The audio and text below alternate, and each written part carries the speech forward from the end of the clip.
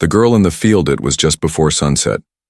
The golden light covered the dry field like a soft blanket. The wind moved slowly through the tall grass, and the only sound was the rustle of leaves and the soft clink of tools in John's hands.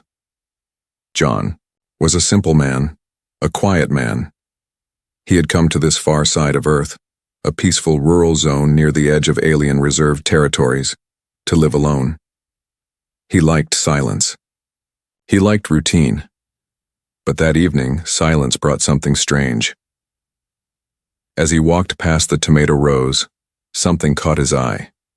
A small movement, like a shadow that didn't belong there. He stopped. His hand reached toward the hunting knife, on his belt, not out of fear but habit. Then he stepped forward, carefully parting the tall green stalks. There she was, a little girl, no older than 7. Her skin was pale blue, almost silver under the setting sun. Her hair was long, dark, tangled with grass. Her knees were scraped and her eyes, big, glassy, glowing faintly, looked up at him without blinking. She didn't speak. She didn't cry. She was just there. John crouched. "Hey, you okay?" She didn't answer, just stared. He noticed her hands clutching something tightly, a broken toy. It looked handmade, worn-out cloth and small wires tied together. John softened his voice. "You hungry?" Her eyes blinked once, slowly. Then she nodded. Without another word, he stood up and held out his hand. The girl hesitated but reached for it. Her fingers were cold, ice cold. Back inside his cabin, John placed a bowl of warm soup on the table. The girl sat silently, shoulders hunched, hands shaking as she picked up the spoon. She ate slowly, like she wasn't used to it. John didn't ask questions. Not yet. He just watched, studied her. The way she looked at the wooden floor like it was a map. The way her head twitched at every sound outside. Alien. Yes. But not like the ones in the news. Not aggressive. Not armored. She was just a child, lost, scared. "What's your name?" he asked finally. She didn't look up. He tried again. "Where's your family?" Her lips opened just a little. She whispered, "Mom. Lost." Then she went quiet again. John felt something stir in his chest. A feeling he had pushed deep down long ago. Pity, protection, that old instinct to help. She was shaking now, not from cold, but from something deeper. Fear. John stood and walked to the old couch, pulling a blanket free. He gently placed it around her shoulders. "You'll sleep here tonight," he said. "Safe. Warm." The girl looked at him like she didn't believe him. He didn't push. He just gave a small nod, then turned toward the hallway. But before he could step away, she whispered something again. "Thank you." He paused, then smiled. That night, John sat awake in his room staring at the ceiling. Something about the girl pulled at him. Who was she? Where had she come from, and why was she alone? Aliens didn't just wander into human territory, especially not children, and not this deep into Earth's safe zones. He thought of contacting authorities, but his gut said no. They'd take her, ask questions, run tests, maybe worse. She didn't need more fear. She needed safety. Outside, the wind grew stronger. He finally closed his eyes, sleep taking him slowly. But when he woke at dawn and checked the living room, the couch was empty. The blanket lay folded neatly. The bowl, washed and placed on the counter, and the little girl, gone, vanished without a trace, like a ghost in the wind. John stepped out onto the porch, scanning the horizon. No prints, no path, just endless field and sky. He stood there, heart heavy, fists tight. She didn't even say goodbye, but deep down, he knew this wasn't over. He'd see her again. And next time, she wouldn't be alone. She returned with her mother. The storm came without warning. Thunder cracked like bones breaking in the sky. Rain slammed against the cabin roof as if the heavens were angry. Lightning lit up the night, flash by flash, showing shadows that didn't belong. John stood by the door, shotgun resting against the wall. Not loaded, just old habit. The fire burned low inside, crackling like it was whispering secrets. He wasn't expecting visitors. But then, knock, knock, knock. 3 soft knocks. He froze. No one knocked on his door. Not out here, not during a storm, and not at midnight. His mind flashed back to her, the girl with glowing eyes who had disappeared days ago. Was it her again? John slowly opened the door. Rain poured down like a waterfall, and there they stood, the little girl and someone else. Tall, female, alien. She was holding the child close, almost shielding her with her body. Her skin shimmered, faint silver under the lightning, but she looked exhausted, drenched, shaking, one hand pressing against her side where dark liquid, her blood, leaked through a torn suit. The girl looked up at John, soaking wet and silent. She didn't smile, didn't speak. She just stared at him, eyes full of something deep, like she was waiting for him to say something, but it was the woman who spoke first. Her voice cracked like glass, soft but broken. You helped her? John gave one small nod. The woman sank to her knees in the mud, the girl still clinging to her. I came because I owe you. I brought her back because I have nowhere else, the wind howled. Minutes later, inside the warm cabin, the woman sat by the fire, her soaked armor peeling away to reveal pale wounds across her ribs and collarbone. The little girl curled up in the blanket beside her, finally sleeping. Safe again. John poured warm water into a bowl and handed her a cloth. She took it slowly, eyeing him with suspicion, like a wild animal unsure of safety. He studied her in the firelight. She was beautiful in an otherworldly way. Sharpened features, delicate markings, under her eyes and long silver hair braided in a warrior's knot. But there was pain in her body, and shame in her silence. You have a name? He asked quietly. Solari, she replied, barely audible. And she's Aaliyah, my daughter. He nodded again. Why did you leave her here before? Solari closed her eyes. She was starving. I was injured.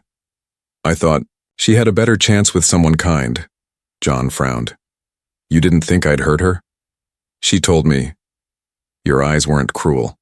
That hit deep. He sat across from her, arms crossed. So why are you back?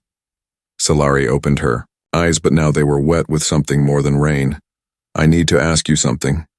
Something no warrior should ever ask. She took a breath, then stood on shaking legs and dropped to her knees in front of him. I need you to marry me. John blinked. What? Solari looked down. Not for love. Not yet. But for protection. If I stay unbonded, they'll take her, my people. They don't believe a mother alone is strong enough to raise a child. Her hands trembled. I escaped them. I bled for her. I ran. But they will come, they always come. Unless we are claimed. John's jaw clenched. He looked at the sleeping child, peaceful, trusting, and then at Solari, proud but broken, begging, not with tears, but with silence. You don't even know me, he said. I know you fed my daughter when I couldn't. You gave her warmth, and she smiled again because of you. He stayed quiet. Solari looked into the fire. If I must leave, I will, but if I stay as your wife in name. That will protect her. And maybe, in time, it can mean more.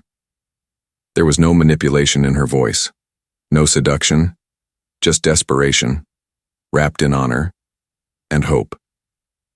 John stood slowly and walked toward the window. The storm was fading, but something stronger was rising in his chest. A strange pull. Was he really thinking about it? He turned back to her. "I'm not a hero," he said. She smiled faintly. "Neither am I." Silence hung heavy. Then John said quietly, "All right, you can stay." Solari didn't speak. She just bowed her head, and outside, the clouds finally began to part. A strange request. John wasn't used to noise. But now, his cabin felt alive. The clinking of spoons in bowls. The gentle laughter of a child. The sound of soft alien humming as Solari tucked her daughter into bed each night. These things used to be foreign. Now, they were the rhythm of his home. It had only been 4 days since Solari and Aaliyah came back.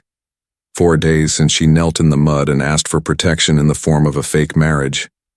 But John hadn't told anyone, not the colony monitors, not the human neighbors miles away, not even his journal, because deep down, he didn't know if it was fake anymore. Solari moved through the house like she'd always belonged. She cooked, her strange alien roots alongside his vegetables. She repaired his broken generator using scrap parts and clever hands. She even taught Aaliyah to read Earth Common using old paper books John hadn't touched in years. But something was building. Something Solari hadn't told him yet. And it came one night, when the stars were burning a little too bright. John stepped outside after dinner, wiping grease off his hands from a broken pump. Celery followed, silent as a shadow, and stood beside him. No words, just starlight. Then she broke the quiet. "They found us." John turned sharply. "Who?" She looked up, at the sky, where 2 blinking red dots were slowly moving across the black. "Survey probes," she said, "from the Dominion." John's gut twisted. "They tracked you?" She nodded. "They don't care about me, but Aaliyah? She's born outside the breeding caste. That's a crime where I come from." John's fists clenched. "You said we were safe here." "I said we were safer," she corrected. "But time is running out." She turned to him now, eyes glowing softly in the dark. "I need to ask you for something else, stranger than before." He stared back, unblinking. "Stranger than marrying a human farmer?" Solari took a slow breath. "I need you to make it legal." John blinked. "What?" "Our bonding, our marriage, it must be registered. Official, otherwise it's just a story. The Dominion won't care. But if Earth recognizes us, they can't take her." John stepped back, heart pounding. "You're asking me to, file interspecies marriage forms? That's not easy. It takes witnesses, colony approval, even Earth ID registration."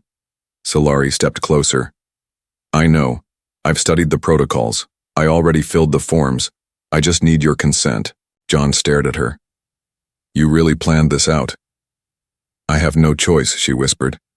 "If we don't make this bond real in the eyes of Earth, they will come for her, and I will have no legal right to stop them." Aaliyah peeked from the cabin doorway, rubbing her eyes, hugging her little toy. "Mom?" she asked softly. Solari turned. "Inside, my flower. I'm almost done." The child nodded and disappeared again. John ran a hand through his hair. This was more than protection now. This was paperwork. Law, commitment. He had spent his whole life avoiding all of those. "You're not scared to be bound to someone you barely know?" he asked. Solari gave a tired smile. "I already am." He looked away, voice low. "I'm not good at promises." She stepped even closer now, voice soft. "Then don't promise me anything, just promise her safety." He closed his eyes. All he ever wanted was silence. Peace. Now, there was a child in his home, a woman at his side, and the universe at his door. Maybe silence was overrated. He opened his eyes again. "Fine. We file the bond tomorrow." Solari didn't cry. She didn't cheer. She simply placed her hand over her heart and nodded like a soldier sealing a pact. John turned back toward the house. "By the way," he said, "you'll need to sign with your Earth name." She paused. "Earth name?" He smirked. "We'll make one up." And just like that, Two fugitives and a lonely farmer became something Earth had never seen, a registered interspecies family. But far above, in the cold orbit of the planet, the Dominion's eyes were watching, and they had plans of their own. Whispers from the stars. The voice didn't come through the radio. It came through the wind, soft, cold, mechanical. Unit 73 Delta, coordinates confirmed, hybrid target located. Initiate quiet retrieval. John didn't hear it. But Solari did. She froze in the middle of the garden, shovel in hand, her eyes suddenly unfocused. A soft humming started in her head, like a whisper behind the skull. Faint but sharp. She dropped the shovel. Not yet, she murmured. They're early. Aaliyah sat nearby, playing with a wooden toy John had carved. She looked up. Mama? Solari blinked and forced a smile. Go inside, love. Now. The girl obeyed. Solari turned toward the horizon. The sky was too clear. Too still. And then, she saw it. Just for a second, a glint in the clouds. A cloaked scout ship, barely visible to human eyes, scanning the earth below like a hawk circling prey. They had found her. Inside, John was fixing the solar panel relay when the door slammed open. Solari stood there, breath sharp. We have hours, maybe less. He wiped his hands. What do you mean? They're here. A Dominion retrieval unit. John's jaw tightened. Already? They came fast. That means they're not just scouts, they're hunters. She grabbed the edge of the table. John, they will not knock, they will take her while we sleep. A long silence filled the room. Then John stepped forward, calm but firm. Then we don't sleep. That night they made plans. Solari drew maps from memory. Dominion protocols, landing patterns, weaknesses in their cloaking fields. John pulled out old military gear, Earth Force surplus from a war he never fought, armor, sensors, drones. He had bought them to feel safer years ago. Now they finally had a purpose. Solari paced, speaking low and fast. They will test your claim. They will scan for bonding traces. If they don't detect a real emotional link, they'll call it fake. John raised an eyebrow. They scan emotions? Not directly, but signs. Hormones, neural activity, skin response, breathing. He leaned against the table. So, you're saying, we need to pretend to love each other convincingly. She looked at him. Not pretend, just don't fight it. That shut him up. Later that night, as they sat near the fire, John turned to her. You were once a soldier, right?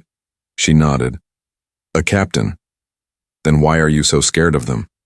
Her eyes didn't move from the flames. Because I've seen what they do to children born without permission. I've seen mothers disappear into silence, fathers executed for love. She looked at him now, voice barely a whisper. They don't believe in mercy. Only control.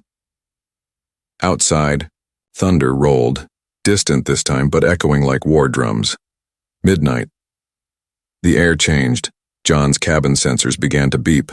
Something cloaked was now inside 200 meters, then 150, then 100. Solari stood by the window, holding Aaliyah close, the girl wrapped in a wool blanket. They're coming, she whispered. John looked at them both. His fake wife, her real child, his new family. He picked up the Earth Force beacon and activated it. A red light flashed. This land is under human legal protection. Unauthorized entry will be treated as war aggression. No answer. Solari spoke in her native tongue now, something slow and sacred. John turned to her. What did you just say? She didn't smile. A prayer I thought I'd never use again. Then, a voice spoke from the darkness outside. Cold, robotic, echoing through the cabin walls. We come for the hybrid child. Release the asset. No harm will come. John stepped outside. Rifle slung, heart steady. She's not an asset, he growled. She's my daughter, the air shimmered. 3 armored figures stood before him, 7 feet tall, silver plates glowing faintly, emotionless. You are not her blood. This is not your concern. John stepped closer. She called me Dad. That makes it my concern.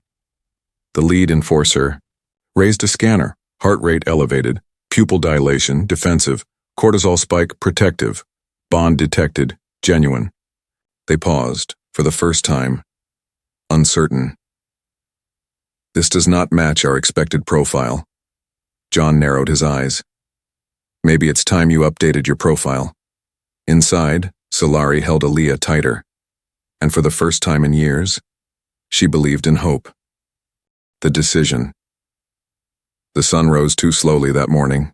Its golden light touched the windows, the walls, the skin of a man who hadn't slept all night. John sat at the kitchen table, staring at his calloused hands, a cold cup of tea untouched beside him. Outside, everything looked normal, but nothing felt normal anymore. In the back room, Solari braided her daughter's hair with shaking hands. Aaliyah sat quietly, sensing the weight in the air even if she didn't understand it. No one spoke. Words had become too heavy. The Dominion enforcers had left, for now. But they had delivered a message. We will return in 3 days. If the hybrid child remains, the Earth bond must be proven before the outer tribunal. Failure to comply will result in removal of the child and criminal charge against the adult host. A trial. A court where aliens didn't believe in love, only legality. John stood finally, his chair scraping the floor behind him. His jaw was tight, his mind louder than the birds outside. This wasn't just about protecting them anymore, it was about claiming them. Later, as Solari washed clothes by the water tank, John approached her. His boots crunched the gravel path, and for the first time she didn't look up to greet him. He stood in front of her, silent for a long time. Then finally, he said it. I'll do it. She paused, fingers still wet. Do what? I'll go. To the tribunal. I'll speak for her, for you. I'll make the bond real. All of it. Solari turned to him now, face unreadable. You don't have to, she said softly. I know, John replied. But I want to. His voice didn't shake. His hands didn't fumble. He meant it. Not just because they needed him, but because he needed them. Solari stared at him for a long time. Then she stepped forward and touched his arm gently. Why now? She asked. He looked into her eyes. Because when I watched them threaten her, something in me broke. I don't know what kind of man I've been, but I know what kind of man I want to be now. She blinked quickly, as if stopping a tear. Thank you, she whispered. Not just for protecting her, for seeing her. John looked down at the small child playing with dirt and sticks a few steps away. She deserves better than fear. Solari added, so do you. That night, John found an old holo recorder from the attic. It was dusty, scratched, but still working. He clicked it on and began recording the testimony required by the tribunal. I am John Marcus, Earth citizen, independent settler, ID 706B Delta. I confirm emotional bond with alien refugee Solari of the Dominion exiles. I accept full guardianship of her daughter Aaliyah and declare intention to protect her as my child, under Earth and intergalactic law. He paused, then looked straight into the lens. This isn't just a form, this isn't politics, this is family. He clicked it off. 2 days later, the Dominion returned, but this time they brought someone else, a tribunal witness. Tall, slender, with red gold robes and a face like stone. She was not a soldier. She was law. The bond must be confirmed, she said, emotionless. The trial is in 1 hour. If rejected, the child is removed. Permanently. John and Solari stood side by side. John looked at her, and for once, she looked nervous. He gently reached out and held her hand. Let's give them something real to see, he said. And Solari smiled. Inside the makeshift court dome, the tribunal watched. The room was silent, tense. The red-robed witness stared at John. You are human. She is not. You are farmer. She is fugitive. You are unrelated by blood. Why do you claim them as yours? John stepped forward. Because family isn't just blood. It's choice. And I choose them.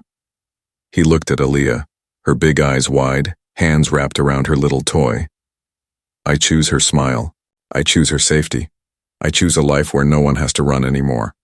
He turned to Solari. And I choose her. Not because I have to, but because I want to. The witness stared long, then asked, Do you love her? John didn't flinch. Yes. The witness blinked. Then by bond, by law, by earth code, so it is written. A single tone rang through the chamber. Approved. Solari's hand found his. Tight. Real. And John realized something. This wasn't the end of the fight. It was the beginning of a life. Together. The arrival, it started with silence. Not the peaceful kind. The kind that warns something is wrong. The wind stopped. The birds vanished. Even the insects went quiet. John stepped out of the cabin and instantly knew they had come. Not the tribunal. Not the scouts. The enforcers. The Dominion had sent their final answer. Far above, a black tear opened in the sky, silent, unnatural, like a wound ripped through space itself. A ship emerged, sleek, silent, bigger than any he'd seen before. It didn't roar. It hovered, predator-like, watching. Solari ran out, holding Aaliyah tight against her chest. Her eyes widened in pure bone-deep fear. No, she breathed. That's not just a ship. That's a collector-class cruiser. John frowned. What does that mean? It means they're done talking. A deep pulse vibrated through the earth. The cruiser didn't land. It descended slowly, casting a long shadow over the field. John's crops flattened under the pressure. Birds burst from trees. The cabin windows cracked. From its belly, a gate opened. 10 enforcers emerged, armor, thick, weapons drawn, no hesitation in their step. Behind them, a taller figure walked out, clothed in ceremonial white, skin gold, eyes black, hair braided with glass cords. Solari's voice dropped to a whisper, High Commander Tyrus. John didn't know the name, but he knew the look. This man wasn't here to negotiate. Tyrus stepped forward, voice echoing like metal, on stone. I gave you a chance, Solari. You chose love over loyalty. You chose a human. Solari stepped in front of John, shielding Aaliyah with her body. I chose my daughter. Tyrus's eyes narrowed. You chose shame. Then he turned to John. And you, Earthman. You are nothing. John's fists tightened, but he didn't speak. Tyrus raised a hand. By Dominion law, the child is property of the state. You have no right to keep her. And as for you, your so-called bond means nothing in the eyes of true power. John slowly stepped forward, past Solari, standing just a few feet from Tyrus. He looked the alien commander dead in the eyes. You want to test the bond? Try and take her. The standoff was ice. Then heat. The enforcers raised their weapons. But John was faster. From the side of the porch, a hidden drone flew up, Earth-made, modified by Solari, firing a blinding EMP blast. The first 3 enforcers dropped instantly, their armor sparking and twitching. Go! John shouted. Solari ran, clutching Aaliyah, diving into the hidden basement hatch John had built 2 nights before, just in case. Gunfire lit the field. Plasma scorched the dirt. John rolled, grabbed his old rifle and fired back. Not to kill, but to stall. He knew he couldn't win a war, but he could buy time. Inside the bunker, Solari locked the door with trembling fingers. Aaliyah cried softly in her arms. Mama, I'm scared. Solari held her close, forehead to forehead. Your father is buying us seconds. We will not waste them. Aaliyah blinked. Father? Solari smiled softly through tears. Yes. He chose us. Now it's our turn to choose him. Outside, John was out of breath, burned along the arm, bleeding at the lip. but standing. He faced Tyrus again, chest rising and falling like a war drum. Tyrus stepped forward, unfazed. You think you've made a family human, you've made a mistake. John grinned through blood. Yeah? Funny how you're the one bleeding soldiers right now. Tyrus lifted his weapon. John lifted his rifle. The moment froze. And then, boom. Piercing sonic blast cracked the sky. Another ship had arrived, not Dominion, Earth Force, a patrol cruiser responding to the emergency beacon John had activated the moment the tribunal approved his family bond. Solari had warned him, only legal.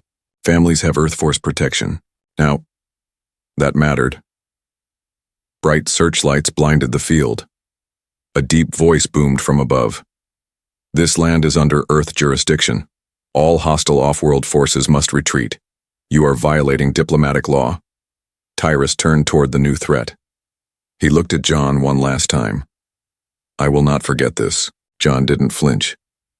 You don't have to. You already lost. Tyrus raised his hand, signaling retreat. The enforcers gathered the fallen and the ship began to rise. Within minutes, they were gone.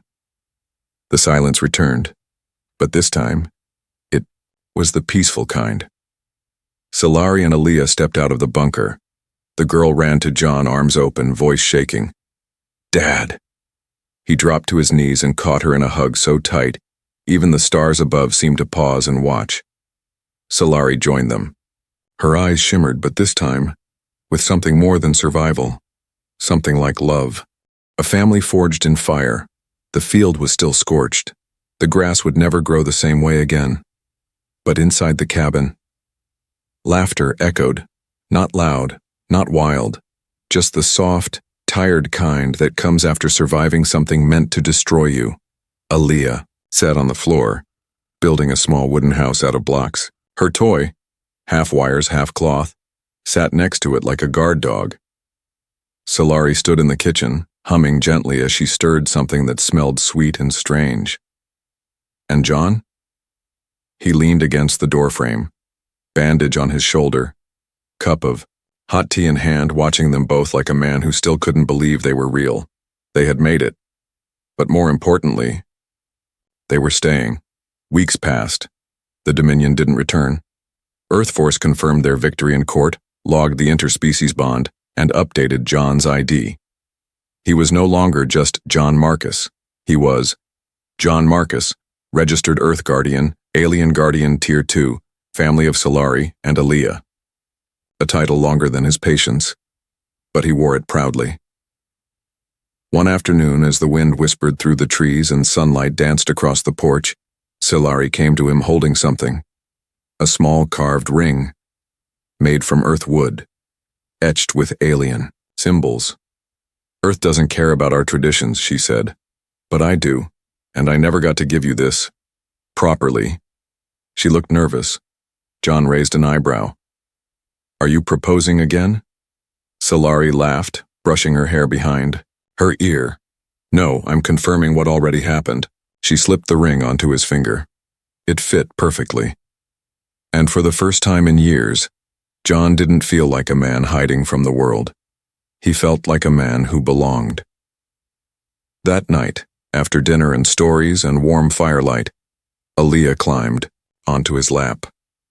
Tell me again, she said, how you saved us. John smiled. I didn't save you.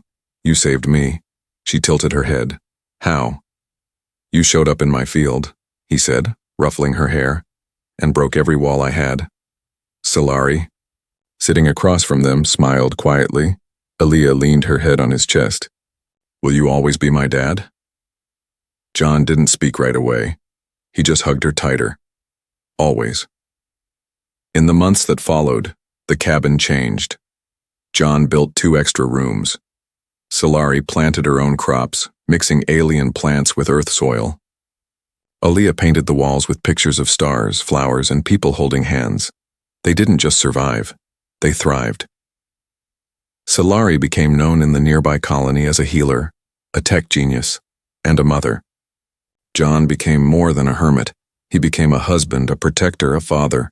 Together they were a family forged not by blood, but by choice, by fire, by fate. One evening, as the stars blinked above them, Aaliyah pointed up and asked, "Do you think the sky remembers?" John raised an eyebrow. "Remembers what?" She smiled. "The night we almost got taken." He looked at her, then at Solari, then at the endless black sky above. "Maybe," he said, "but I hope it remembers what happened next." "What's that?" she asked. He took a deep breath. "That a family stood together and didn't fall. And the stars said nothing, of course, but they twinkled a little brighter that night, as if, maybe, they did remember."